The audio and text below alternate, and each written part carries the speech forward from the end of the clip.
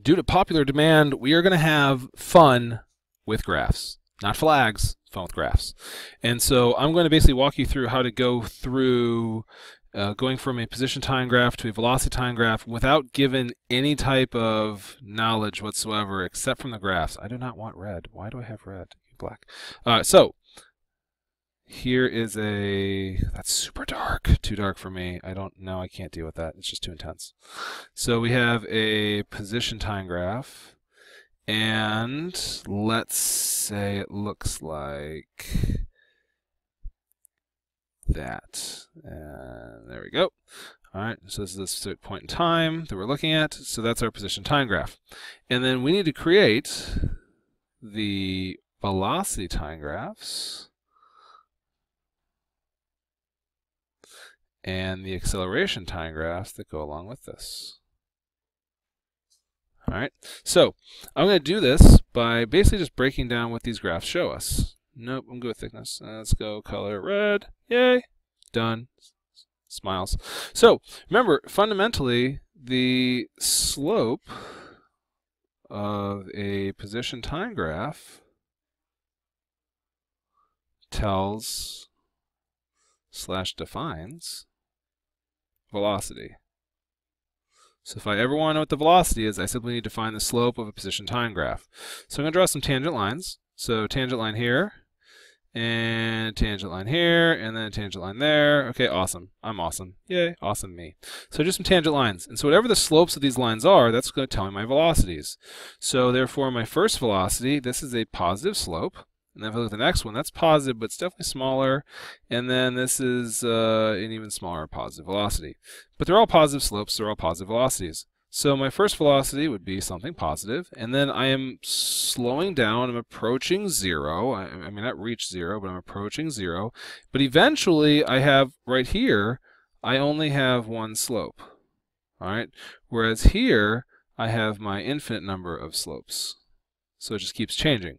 So that's why here I have an infinite number of velocities, but then once I hit that key time that we talked about right here, then I'm going to just cruise along at a certain velocity. So that's what my graph is going to look like.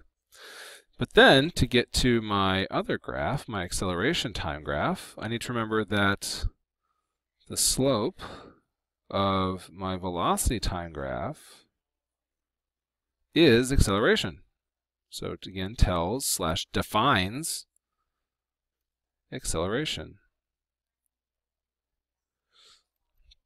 So all I need to do is, again, figure out what are the slopes of some of these lines. So I can say, well, if I look at the slope of this line here, there's one slope, and it is negative. So I have one negative slope. And then the slope of this is 0. So if I go to my acceleration time graph, I know that, again, that's my time that things change. So for the first part, I have a negative acceleration. And then for the second part, I have a 0 acceleration. So I'm living right along that line right there.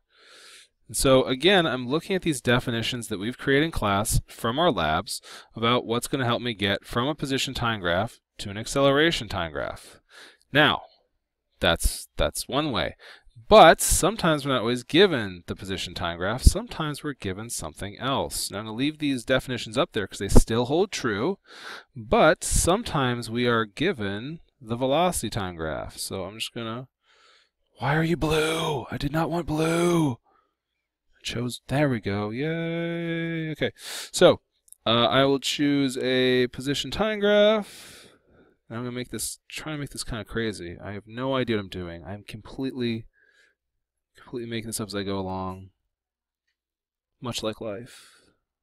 Key is to look confident while doing everything. All right, so here we go.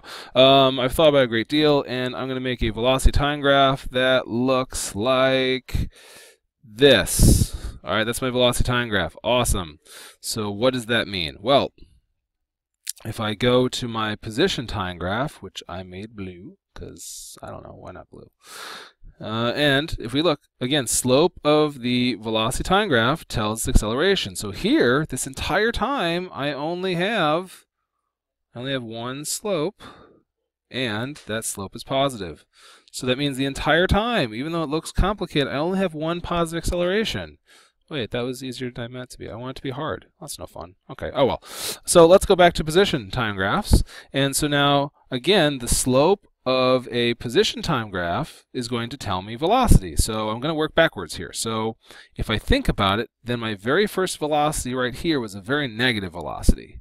All right, so I gotta get the other color out. Let's bust out the red. So my very first velocity was negative. So that means my very first slope on this graph has to be negative. Now I don't know where I start, so I will choose here. Why not? Why not choose there? Because I don't know where I start, because velocity doesn't tell me that, so I could technically pick anywhere I want. My very first slope is positive, or sorry, my very first velocity here is negative. I have a negative velocity, so I have to have a negative slope. All right, and then right here I have a 0 velocity. So that means time will pass. I'm going to go down, obviously. And then here I've got a slope of 0. All right, so I've got a slope of 0. And then eventually, I'm going to have, right here, I have a positive velocity. So I have to have a positive slope. So then, again, time's going to pass, and I'm going to have a positive slope on my tangent lines. And so if you look, the only way to go from point A to point B is, oh, it's a giant smiley face. That is the worst U ever created by mankind. Oh well, c'est la vie. So it's a giant, it's got a curve to it, awesome. That's what it's going to fundamentally look like. And I can also do some other analysis on it if I want. So if I do some analysis like, hey, this area here tells me my displacement. And then if I were to say, hey, let's compare it to this area, because that's also my displacement on that end. These are kind of symmetrical, so if I started at this point at that time, then I should really end up at the exact same location, because I had a negative displacement, and over here I had a positive displacement, and they look to be about equal. So yeah. But fundamentally, this curve could be here, this curve could be way up here, this curve could be way down here. It can go anywhere up and down this line because I don't know my initial position. Because my initial position was unknown, because I was only given the velocity time graph, and the velocity time graph does not tell me that. So that's how you can either go from a position time graph to an acceleration time graph, or you can go from a velocity time graph to an acceleration and position time graph. So yay, science, fun, graphs, makes you smile on the inside. All right, so tune in next week when I'm sure I'll do something that relates to physics.